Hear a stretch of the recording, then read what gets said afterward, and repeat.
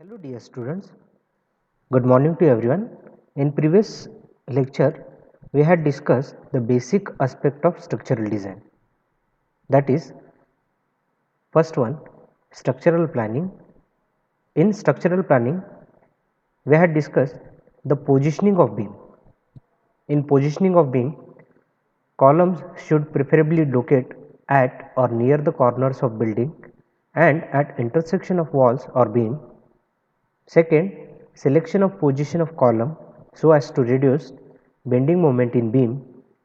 Third, avoid larger span in beams. Fourth one, avoid larger center to center distance between the columns. Fifth one, columns on property line. These points we had discussed in positioning of column.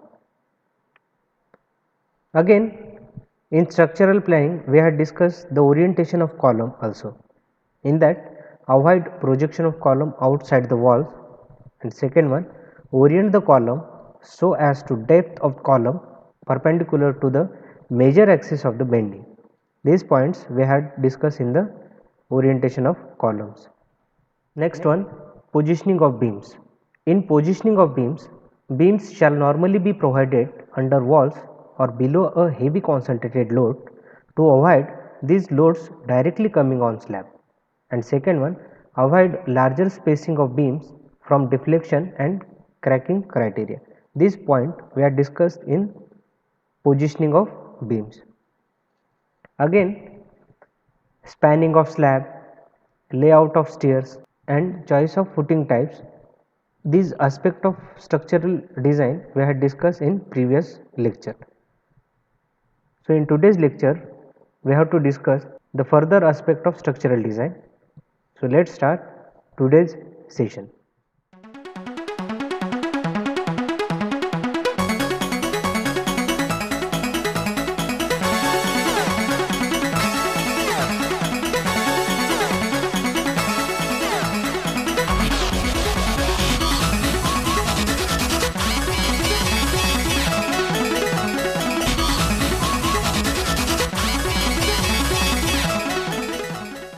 Next aspect of structural design, that is determination of load. Determination of loads on a structure is a very important step for the safe and serviceable design of structure. So safe means what? Safe means it will carry whatever the loads of superstructure, that structure should capable to take that much of load, so that structure will save. And what is meant by serviceable? Serviceable means it will fulfill the primary function of that structure, so it is the serviceable. Loads and properties of materials constitute the basic parameters affecting the design of reinforced concrete structure. See here, loads and properties of material. तो loads और properties of material, ये दो parameter जो है, ये दो अलग अलग पैरामीटर्स हैं जिसमें आपका जो आरसीसी का डिज़ाइन है उस पर अफेक्ट होता है, in case of loads and in case of properties of material. But both of them are varying in nature. See here, these are the varying in nature.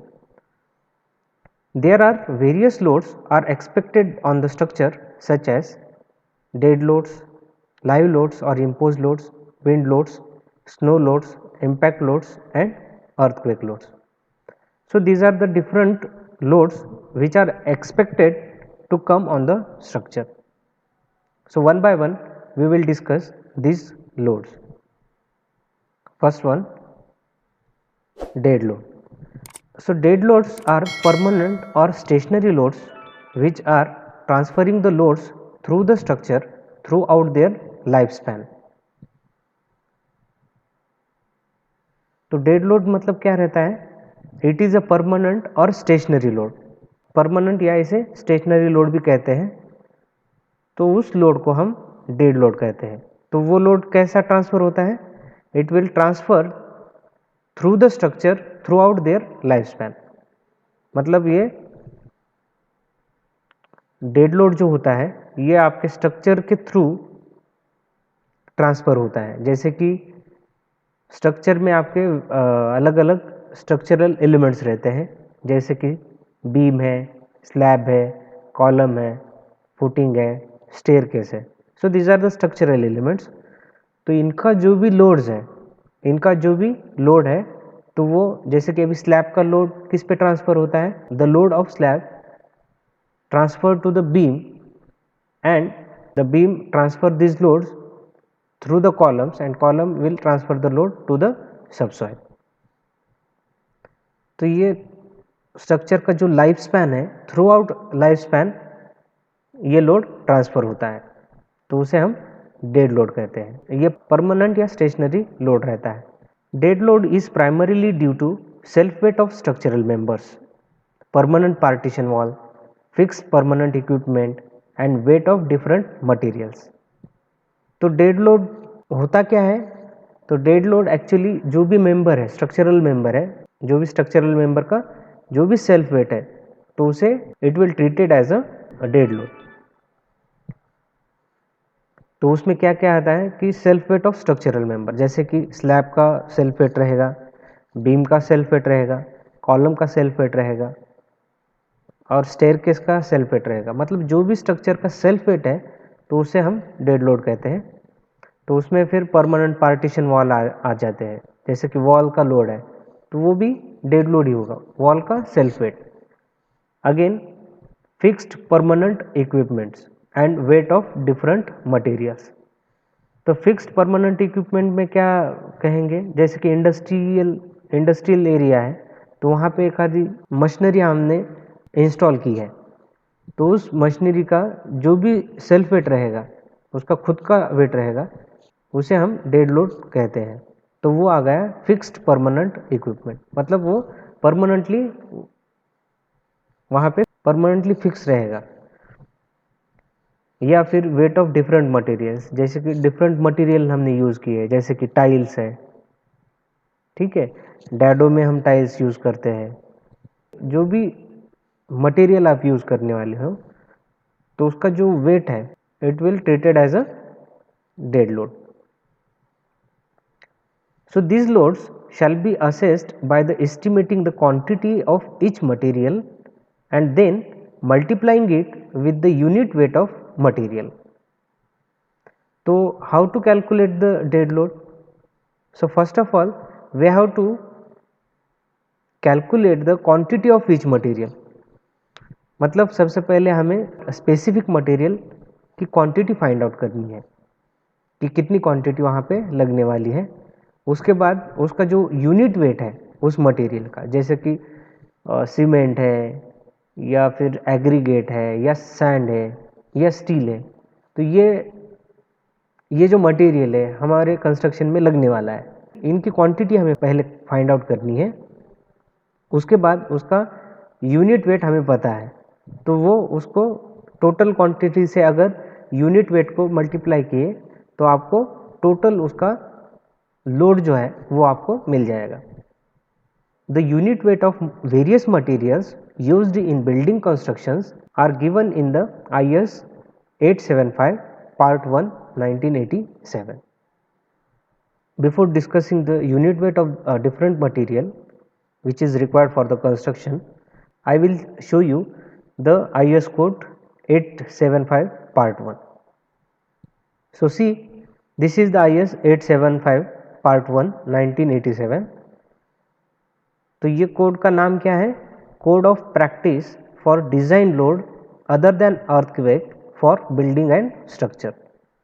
तो ये डिजाइन लोड कैलकुलेट करने के लिए IS code use करते हैं। तो ये पहला पार्ट किस लिए यूज़ करते हैं, पार्ट फर्स्ट डेड लोड्स। तो इसमें unit weight of building materials and store material, जो भी यूनिट वेट है तो उनके वैल्यूज़ हमें इस IS कोड से मिल जाएंगे। मतलब it will helpful to calculate the dead loads of that material.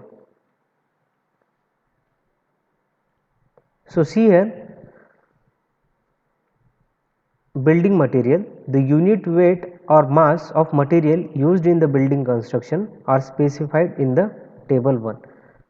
तो ये table number 1 IS code 875 part 1 में दिया है। तो उसमें मटेरियल गिवन है, कौन से टाइप का मटेरियल है, उसका नॉमिनल साइज या थिकनेस कितना है, उसके बाद उसका वेट और मास, वेट है तो किलो न्यूटन में और मास रहेगा तो केजी में, तो ये पर स्क्वायर मीटर है या पर क्यूबिक मीटर है, तो उसका वेट और मास यहाँ पे गिवन है रिस्पेक्टिव मटेरियल का। तो कुछ मटेरियल का हम यहाँ पे यूनिट वेट देखते हैं। तो सी है ब्रिक्स, तो ब्रिक्स में बहुत सारे टाइप्स है, तो हमने एक सैम्पल एग्जांपल लेते हैं, कॉमन बर्न क्ले ब्रिक, तो उसका यूनिट वेट कितना है 15.7 टू 18.85, ये किलो न्यूटन में। ओके, अगर इसको केजी में कन्वर्ट किया तो 1600 टू 1920 केजी पर मीटर क्यूब, तो ये कॉमन बर्न क्ले ब्रिक का यूनिट वेट है। सिमिलरली सीमेंट का देखिए, ऑर्डिनरी एंड एल्यूमिनियस सीमेंट रहेगा तो वो केस में उसका यूनिट वेट कितना है 14.10 किलो न्यूटन पर मीटर, ये इसका यूनिट वेट है। और केजी में देखेंगे तो 1440 केजी पर मीटर इसका यूनिट वेट है। Similarly if you see here cement concrete या plain cement concrete with sand and gravel और क्रश्ड नेचुरल स्टोन एग्रीगेट, तो उसका यूनिट वेट क्या है 22.00 टू 23.50 किलो न्यूटन पर मीटर क्यूब। सिमिलरली 2240 टू 2400 ये केजी में, तो इसका यूनिट वेट है प्लेन सीमेंट कंक्रीट का। सिमिलरली यहाँ पे देखिए सीमेंट कंक्रीट प्रिस्टेस के लिए यूनिट वेट कितना है 23.50 किलो न्यूटन पर मीटर क्यूब, और केजी में 2400 केजी पर मीटर क्यूब। उसी तरीके से रेनफोर्स्ड सीमेंट कंक्रीट के लिए यहाँ पे अगर स्टील के परसेंटेज है विथ 1% स्टील, विथ 2% स्टील या विथ 5% स्टील, तो उनके यूनिट वेट अलग अलग रहेंगे परसेंटेज ऑफ स्टील के हिसाब से। तो यहाँ पे विथ 2% के लिए देखिए 23.25 टू 24.80 किलो न्यूटन पर मीटर क्यूब, और केजी में देखा जाए तो 2370 टू 2530 केजी पर metre cube. Similarly for the cement plaster, तो उसका यूनिट वेट कितना है 20.40 किलो न्यूटन पर मीटर क्यूब, केजी में देखा जाए तो 2080 केजी पर metre cube. So these are the some example which are given in IS 875 part 1, dead load of different materials या unit weight of different materials। तो यहाँ पे मैंने कुछ शॉर्ट लिस्टेड मटेरियल का यूनिट वेट लिया है। तो पहले है प्लेन कंक्रीट का, तो उसका यूनिट वेट हमने देखा है 23.5 किलो न्यूटन पर metre cube. Similarly unit weight KG में क्या रहेगा 2400 केजी पर metre cube. Second material is reinforced concrete 23.25 to 24.80 kilo newton पर metre cube, and 2370 to 2530 KG पर metre cube. Similarly for prestressed concrete 23.5 kilo newton पर metre cube and 2400 kg per meter cube. For brick masonry, it will be 18.85 kilonewton per meter cube and 1920 kg per meter cube. Again cement 14.1 kilonewton per meter cube and 1440 kg per meter cube.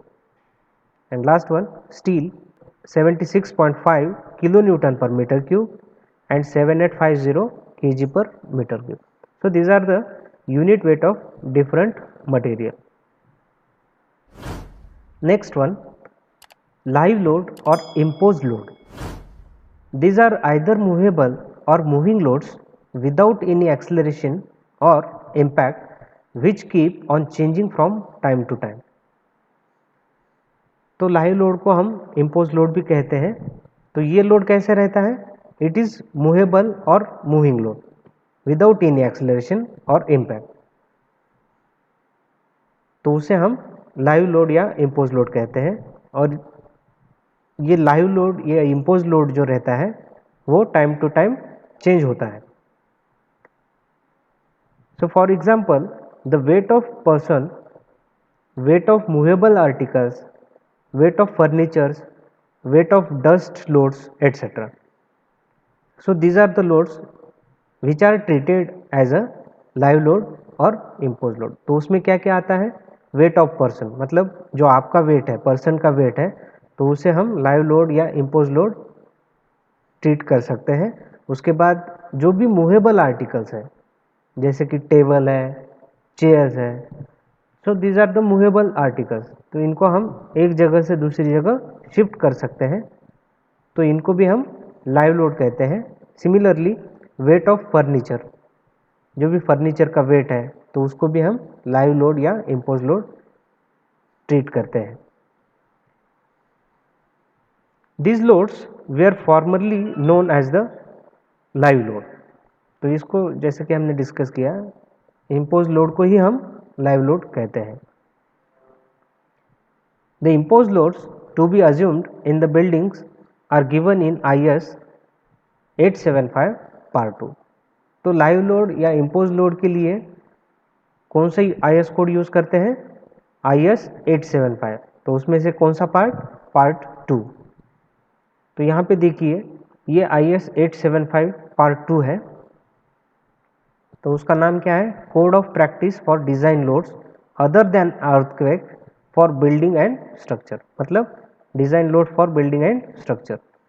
तो इसमें part 2 जो है तो वो किसके लिए है? It is use for the imposed load.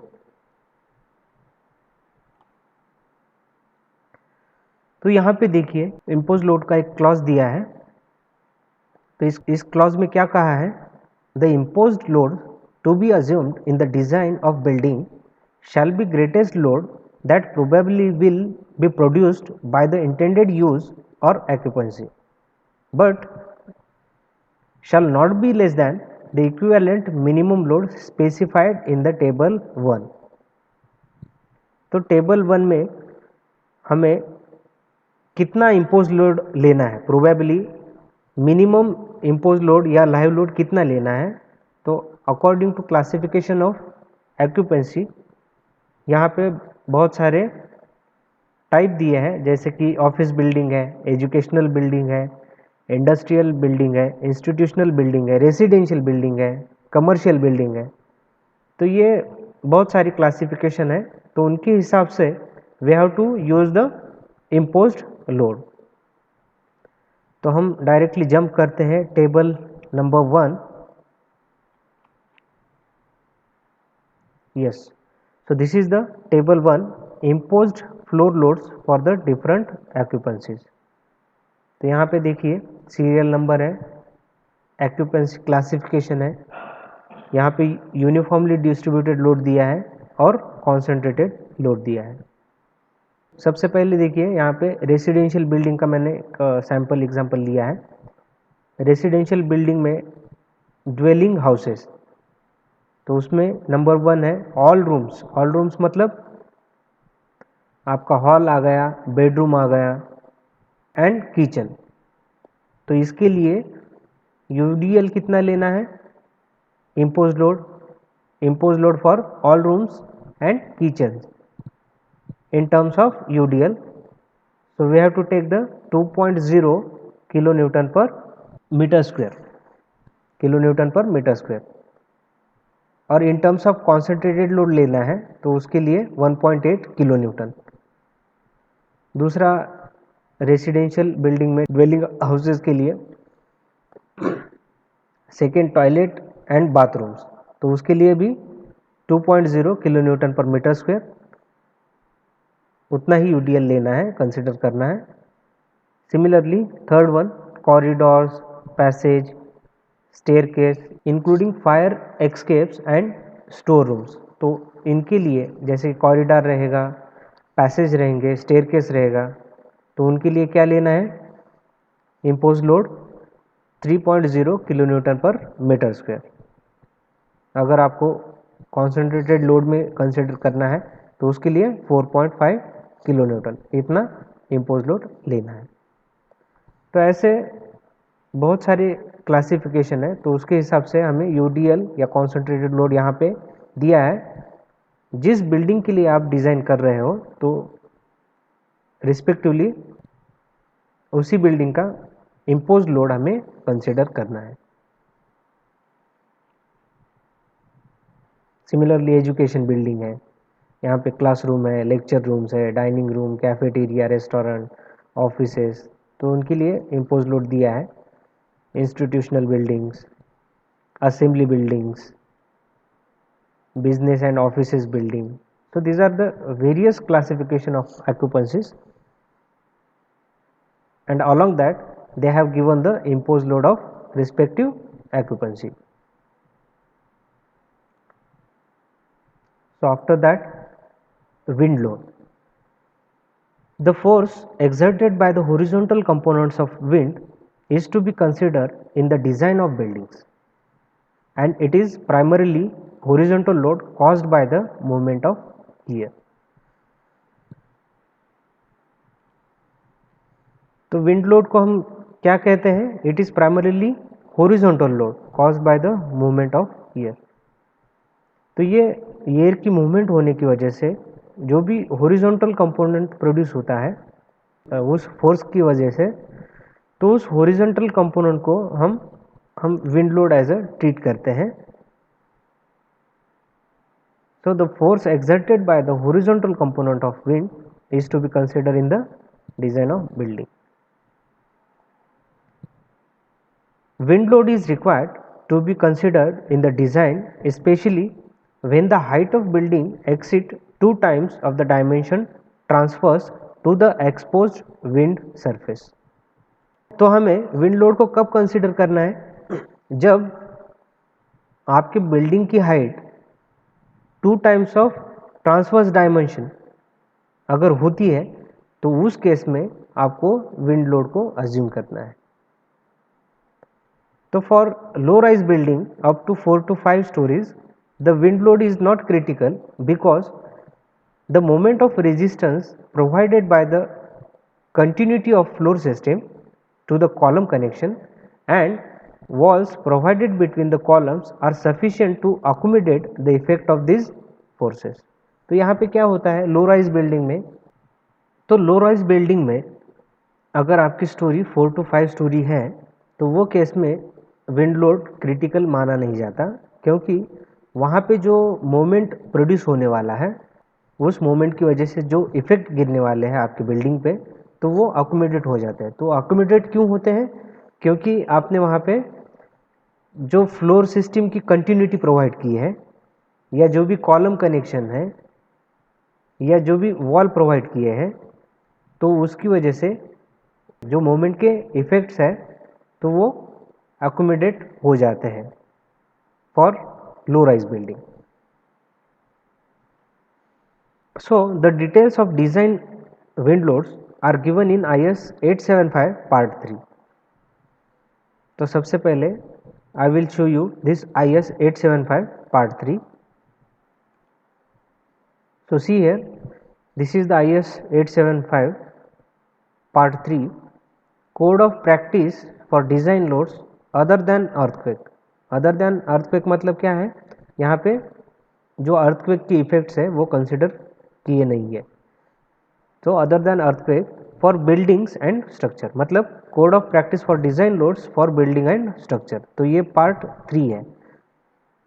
तो पार्ट 3 में हमें we will get the information about the wind loads, what are the different clauses given regarding the wind loads we are getting from this IS 875 part 3। तो यहाँ पे देखिए design wind load हमें कैसे find out करना है, तो उसके लिए IS 875 पार्ट 3 में फॉर्मूला दिया है, क्लॉज दिया है डिज़ाइन विंड लोड का। तो वहाँ पे एक फॉर्मूला दिया है, that is Vz is equal to K1 into K2 into K3 into Vb। तो Vz क्या है, Vz is nothing but the design wind speed at any height z in metre per second. तो ये हमें design wind speed मिल जाएगी इस फॉर्मूले से, Vz दैट इज Vz। तो वहाँ पे K1 क्या है, K1 is the risk coefficient, K2 क्या है, coefficient based on terrain height and structure size. उसके बाद K3 क्या है, K3 is equal to topography factor and Vb क्या है, Vb is the basic wind speed. तो ये किस पे डिपेंड रहता है, आपके लोकेशन पे। IS कोड में ये फैक्टर्स कैसे फाइंड आउट करने हैं उनका डिस्क्रिप्शन दिया है, देखिए यहाँ पे दिया है design wind speed that is Vz। The basic wind speed Vb for any site shall be obtained from figure 1 and shall be modified to include the following effects to get the design wind velocity at any height Vz। तो यहाँ पे देखिए ये जो factors है K1, K2, K3, तो वो कैसे फाइंड आउट करने हैं, यहाँ पे पूरे क्लॉजेस दिए हैं। रिस्क फैक्टर का है, terrain height and structure size factor कैसे फाइंड आउट करना है वो दिया है। सिमिलरली आप नीचे स्क्रॉल करेंगे तो यहाँ पे देखिए रिस्क फैक्टर का एक टेबल दिया है।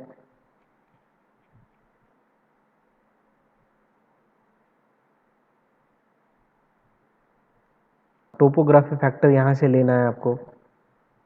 तो like this we have to find out the design wind speed by using this IS code. Next one, snow loads. For the building to be located in the region wherever snow is likely to fall in that region, this load is to be considered as a snow load। तो जहाँ पे snowfall होता है तो वहाँ पे हमें, जब आप स्ट्रक्चर कंसिडर करते हैं तो उस समय हमें स्नो लोड का भी कंसिडरेशन उस स्ट्रक्चर में करना है।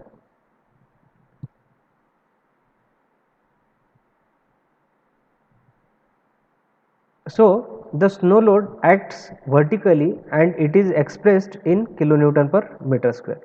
तो ये जो स्नो लोड, हम इसका लाइन ऑफ एक्शन कैसा लेना है, it will act as a vertical, it will acts vertically and it is expressed in kilonewton per metre square. मतलब ये आपका जो भी फ्लोर एरिया है उस पर एक्ट करेगा, तो इसलिए इसका unit kilonewton per metre square दिया है। And the detail of design snow load are given in IS 875 part 4। तो IS 875 के पार्ट 4 में आपको स्नो लोड के क्लॉजेस आपको मिल जाएंगे। तो उसको फाइंड आउट कैसे करना है स्नो लोड को, one formula is given in the IS code, that is S is equal to mu into S0, where S is equal to design snow load on the plan area of roof, mu is the shape coefficient and S0 is the ground snow load। So by using this formula we will get the load of snow, that is design snow load।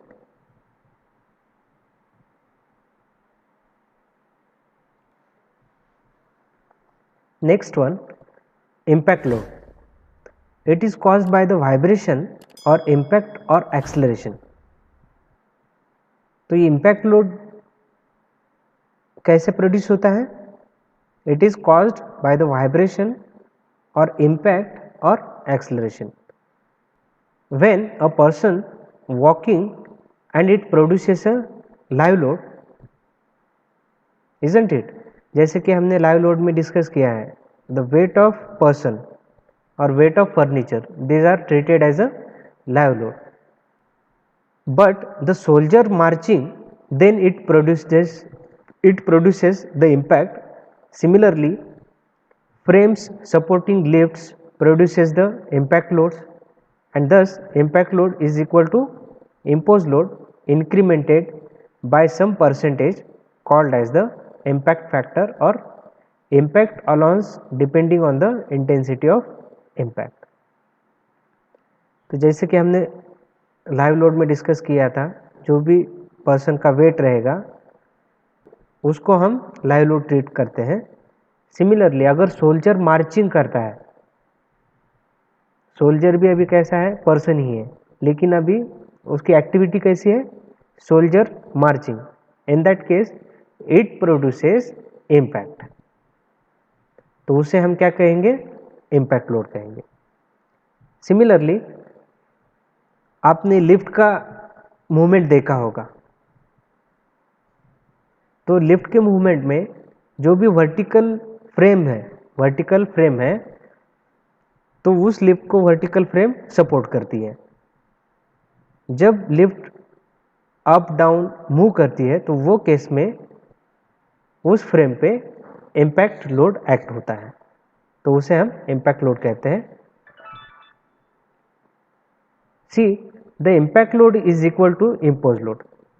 हम ऐसा कह सकते हैं कि impact load is equal to impose load, but उसमें क्या करना पड़ेगा, we have to increment some percentage, that percentage is called as the impact factor और impact allowance depending on the intensity of impact. So this is about the impact load. Next one, earthquake loads. These are horizontal loads caused by the earthquake and it shall be computed in accordance with IS 1893. For monolithic reinforced concrete structures located in seismic zone 2 and 3 with not more than 5-story high building and importance factor less than 1, then the seismic forces are not critical in that case as per IS 13920. तो जैसे कि हमें पता है earthquake load हमें कब consider करना है, when the horizontal load caused by the earthquake, in that case we have to consider the earthquake load. और ये कैसे कैलकुलेट करते हैं, this load we have to calculate according to the IS 1893. तो IS 1893 क्या है, criteria for earthquake resistance design of structure, और इसके भी 5 पार्ट्स हैं अलग अलग. तो इसमें क्या कहा है, for monolithic reinforce concrete structure. तो अर्थक्वेक लोड्स हमें कब कंसीडर नहीं करना है, जब आपने मोनोलिथिक आरसीसी कंस्ट्रक्ट किया है और वो स्ट्रक्चर आपका सिस्मिक जोन 2 या 3 में कंस्ट्रक्ट किया है और आपकी जो बिल्डिंग की हाइट है it is not more than 5 storey, and last important factor less than 1. In that case the seismic forces are not critical. तो वो केस में जो भी सिस्मिक फोर्सेस है तो वो क्रिटिकल नहीं होते हैं. तो ये IS 1392 में कहा है. IS 13920 क्या है, it is the IS code which is used for ductile detailing for reinforcement. तो ये IS कोड में ये क्लॉज दिया है और वो केस में हमें अर्थक्वेक लोड्स कंसिडर नहीं करने हैं. So this is about the determination of loads.